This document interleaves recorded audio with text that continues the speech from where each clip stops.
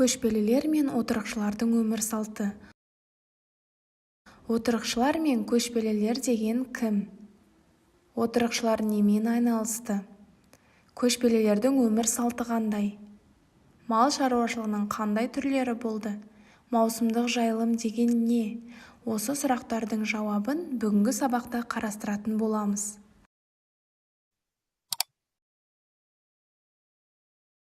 Отырықшылар халықтың бір жерде қоныстануы, тұруы.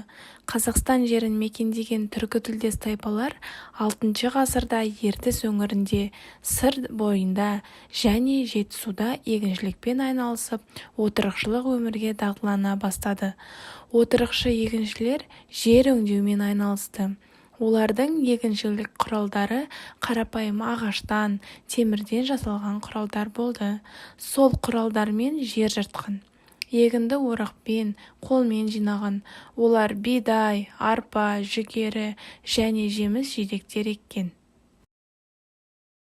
Адамдардың шаруашылығы және өмір салты климатқа тәуелді болды. Осыдан бірнеше мың жылдар бұрын Қазақстан жерінде құрғақ ауа райы орнаған. Жаңбыр сирек жауып, қатты ыстықтың салдарынан өсімдіктер қурады. Адамдар аштықтан өліп кетуі мүмкін еді. Тірі қалу үшін табиғат жағдайларына бейімделу керек. Біздің бабаларымыз көшпелі мал шаруашылығына көшті. Көшпелі мал шаруашылығы басқа шаруашылық түріне қарағанда тиімдірек болды. Себебі көшпелі мал шаруашылығы адамдардың өміріне ірі өзгеріс әкелді. Адам еңбегі өнімді бола түсті. Бұл шаруашылық ет, сүт, жүн, тері өнімдерін өндіруге кең мүмкіндіктер ашып берді.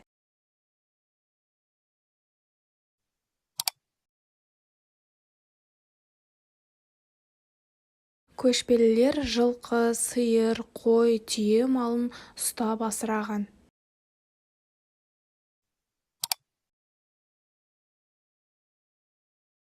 Маусымдық жайылым жануарларды белгілі бір аумақта жылдың бір бөлігінде ғана жаюды қамтиды.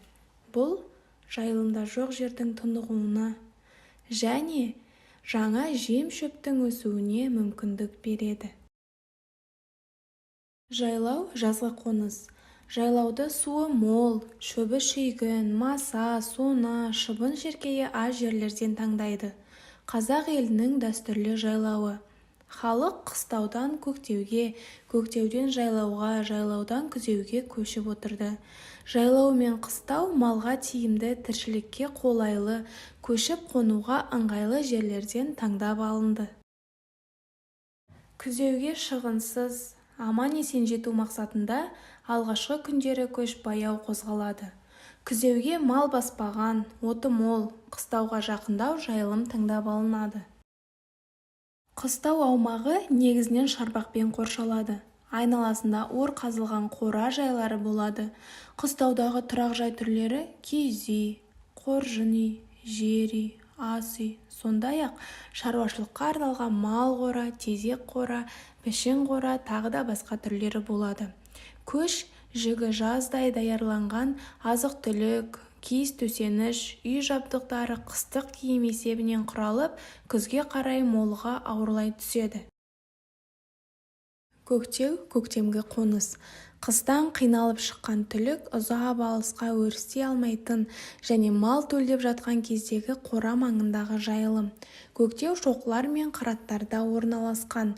Көктемгі және күзгі жайылымдарда қой мен түйе қырқымы жүргізіліп отырған.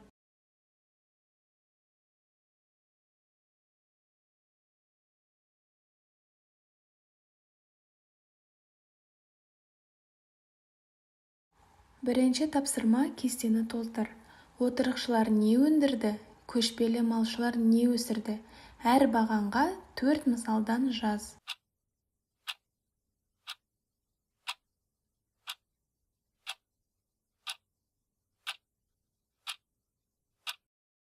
Тапсырманың дұрыстығын тексерейік.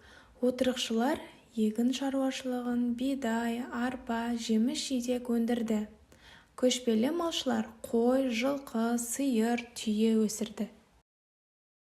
Келесі тапсырма. Атақты қазақ ғалымы Шоқан Уәлиханов Көшпелі елдің тұрмысында азығы да, сусыны да, киімі де малдан деп жазды.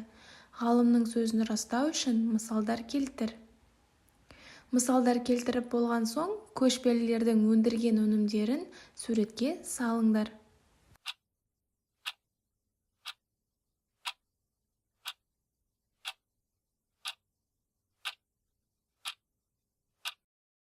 Әрине, Шоқан Уәлихановтың сөзі рас.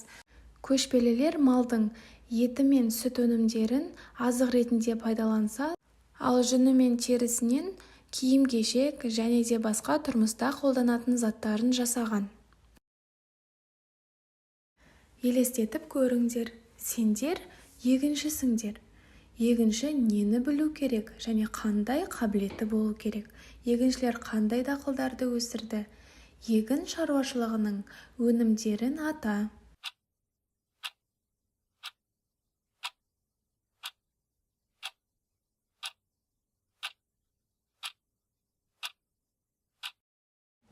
Егінші өсімдіктердің өмірінің барлық элементтеріне деген қажеттілігін білу керек. Қоректік заттар, ылғал, жылу, жарық және де тағы да басқа өсу факторларының оңтайлы үйлесімін қамтамасыз етуге тырысу керек.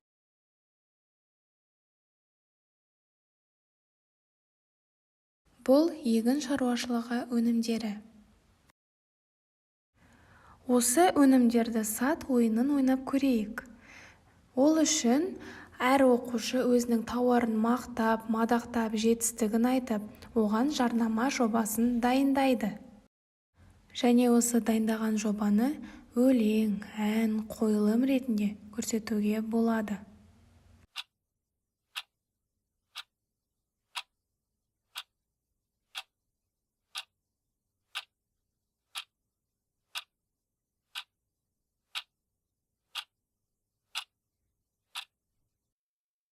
Келесі тапсырманы Wordwall платформасы арқылы орындаймыз.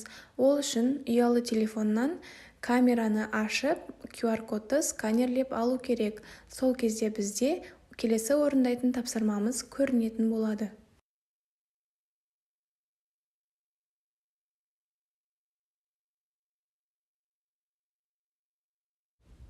Берілген сөйлемдерді оқы.